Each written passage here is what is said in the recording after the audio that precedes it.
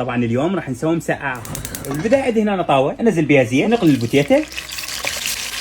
طبعا هذه اكله المانيه واسمها كارتوفيل موساكا. بس تتحمص البوتيتا بهذا الشكل راح ارفعها. هسه عندي هنا جذر صغير، انزل اصبع زبده، انزل خاشوقتين طحين واخلطه كله زين، انزل عليه حليب ونحرك به بشكل مستمر لحد ما يدخل القوام. انزل ملح وفلفل اسود ونخلط. بس يدخل القوام انزل شويه جبن ونكمل خلط.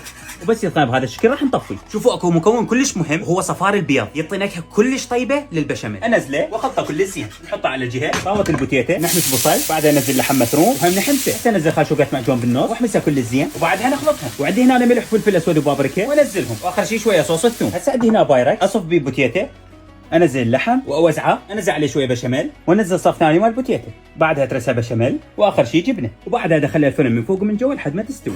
وبس تسوي بهذا الشكل راح نطلعها وانزلها واخليها تبرد. بس لاحظوها شلون قاعده تفور بهذا الشكل. اقسمها ونرفع قطعه، نزل عليها ثوم معمر وتصير بهذا الشكل. نجربها، طبعا الطعم مالتها خرافي وتحسكم قاعد تاكلون بشاميل بس بدل المعكرونه بوتيتا، واهم شيء صوص البشاميل ما يكون كلش ثخين. بس هيك ويا هاي الوصفه.